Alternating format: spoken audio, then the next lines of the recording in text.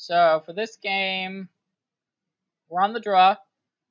None of our insane rares, which is unfortunate, but we do have good cards.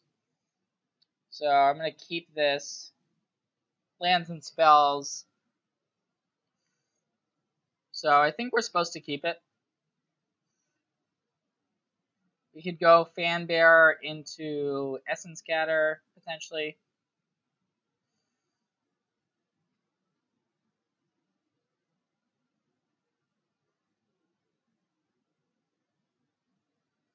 And unfortunately, we don't have anything that's going to die, most likely, to get to trigger the Devoted Crop Mate, but maybe that will happen.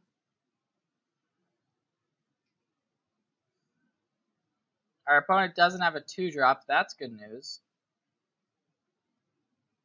The one bad thing about Essence Scatter is that if our opponent plays an Embalm creature, it's pretty awkward, because we don't really want to counter it and just have them embalm it.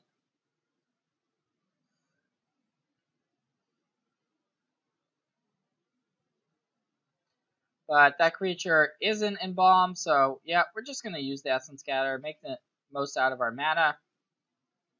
We might not have a good opportunity to use it later.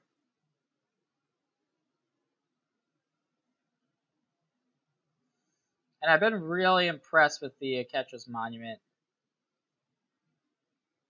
So I think we want to play it before we play our other creatures, clearly, to be able to maximize the value of it.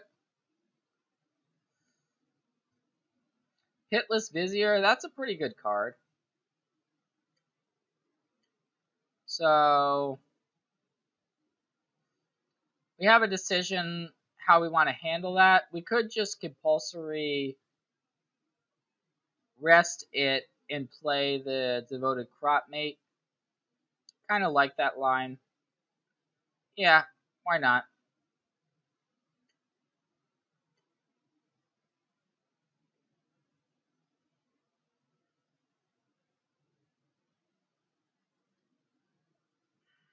You never know if your opponent has a Cycler and can make it indestructible, so don't even want to have to worry about it.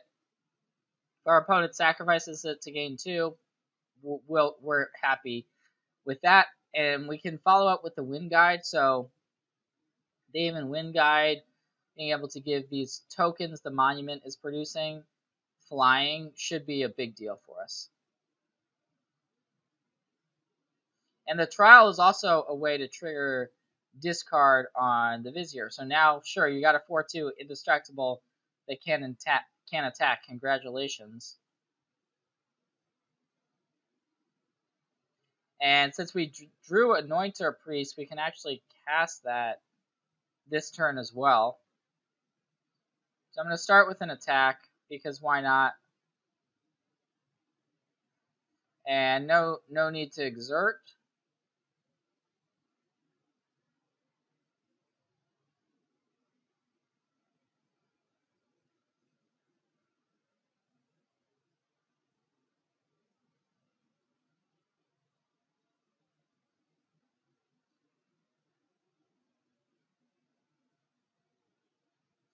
So we're all in. Our hands on the table. Do your worst.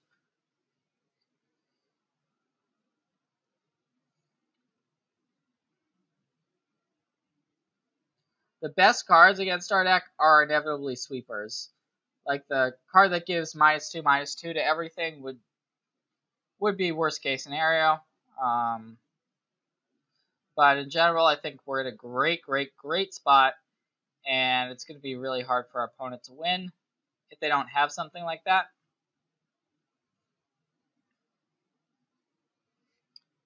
So here's a copy of Splendid Agony. Sure, that's going to deal with the Fanbearer. All right, Fanbearer is down. Good job. But we still have all these other creatures, and guess what? We have Devoted Cropmate, which can get back the Fanbearer. How good is that? And yeah, this is pretty silly. So I'm going to go ahead and exert the crop mate here and attack with the flyers.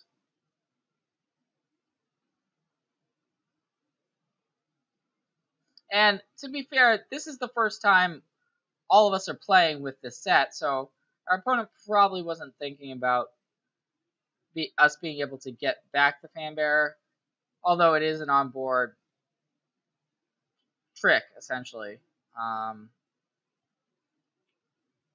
So we basically got it back for free. Now we're playing another Wind Guide. And okay, so we're on to the next game. And still have not sideboarded with the deck. Not saying that I'm correct in not sideboarding, but it's just that the deck is really good. Not sure about Essence Scatter versus this deck. I think it's probably fine. It's actually good for us there. In a catcher's name, Kefnet, River Servant. Yeah, I'm just gonna resubmit this. I understand that the monuments are now legendary, but I still think we play both. If we draw both, it's just kind of, we're sad, but they've been so absurd for us. It's not often that you have a 20 creature deck, but if your creatures are this good, then you can afford to do it. And the other good thing about that is that we're never running out of threats. We constantly have creatures. Even if our opponent has some removal, we've got more creatures, and we also have Embalm. A lot of our creatures have Embalm as well. So this seems like a keep. A little bit mana light. Do have multiple 2-drops. So we'll see how it plays out. But one of the easiest ways for us to lose is getting mana screwed. Not gonna lie about that.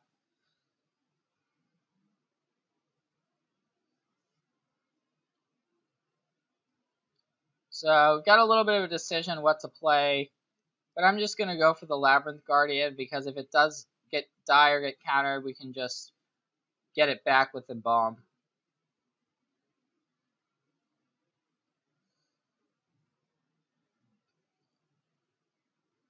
Alright, so looks like our opponent has a pretty slow draw. No creature yet. And we're drawing lands. So I'm going to attack and then play the Gustwalker. I don't think we need to play the Anointer Priest.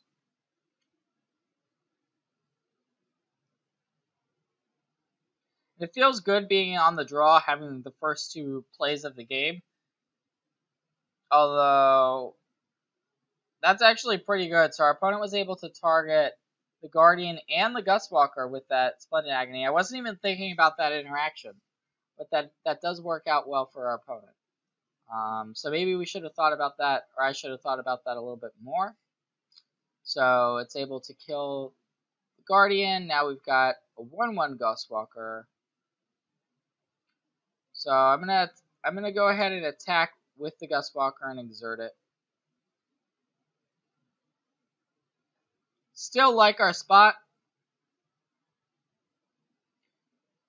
And I'm gonna play one of our Wind Guides. And we're gonna have plenty to do with our mana. So we can Embalm, or we can just cast creatures out of our hand. Pitiless Vizier is definitely annoying. Not gonna lie about that.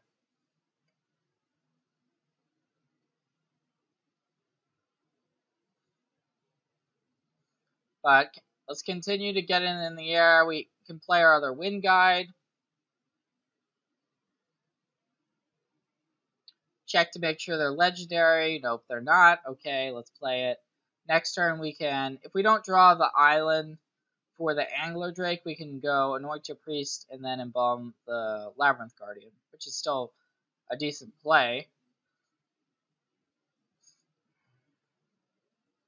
What would be the most annoying would be for our opponent to play another decent sized flyer.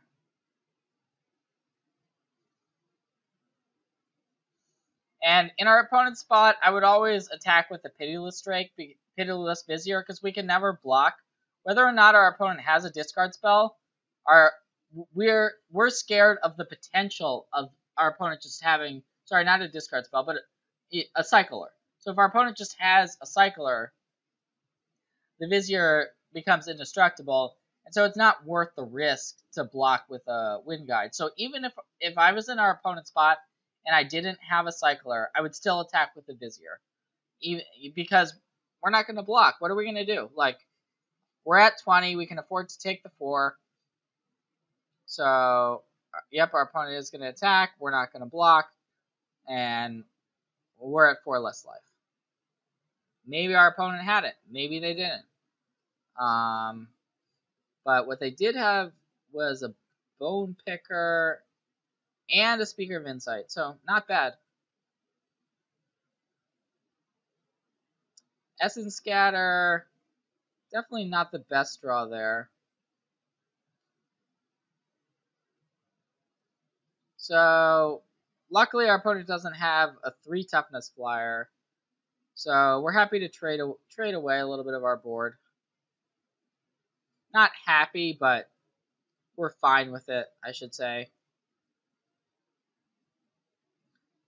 And yep, I'm going to go ahead and exert the Labyrinth Guardian, gain a life off the Priest. And we're still ahead in this race. Trial of Knowledge. That is good. That's going to trigger the Pitiless Vizier. So, it's going to be indestructible.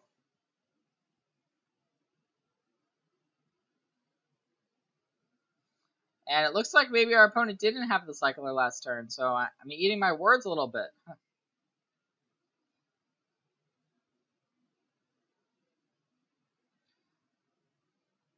But we're at a pretty decent life total.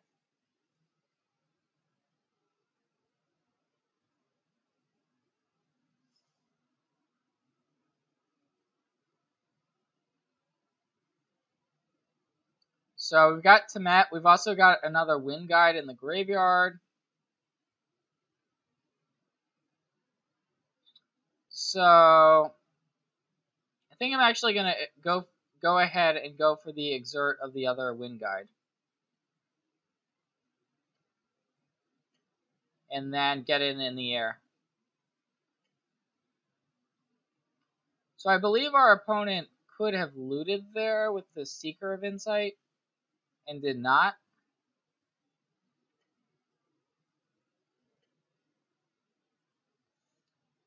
Okay, so our opponent there bounced the token of the Wind Guide and then milled. We actually just milled another Wind Guide, so that's our 3rd Wind Guide that we just milled, which is pretty insane, actually.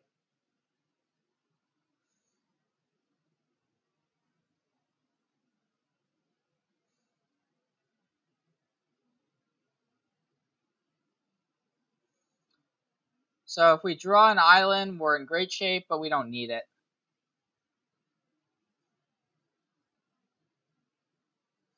Maybe now our opponent's thinking, wait, am I seeing triples? Is that really another Wind Guide that you just milled off of the Winds of Rebuke? Taking the 4 again, all the way down to 10. And here's a Vizier, Shadowstorm Vizier.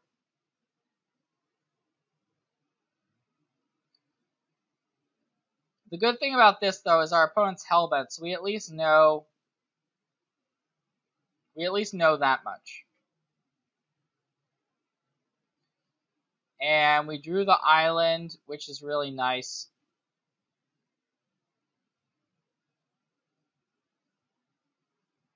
So I can see an argument for a few different plays in this spot. The Angler Drake is the card with the highest upside, I think. We could play Temet, leave up, counter magic. That also seems fine. We could play Drake and just bounce the Vizier, the Pitiless Vizier.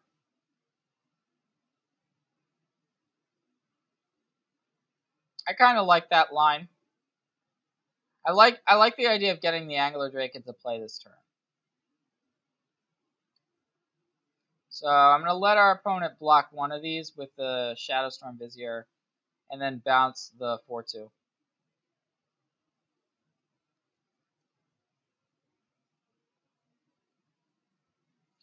Because the only way our opponent's getting out of this is by drawing a non-creature spell or a cycler, essentially, I believe. Maybe I'm wrong, but...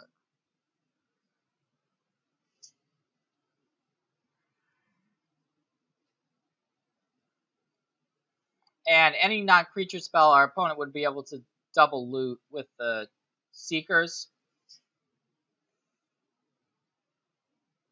So that's potentially annoying.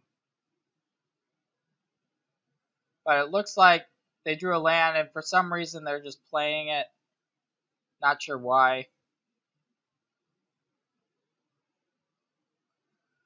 There's the Cat Lord, but I'm going to start with Temet.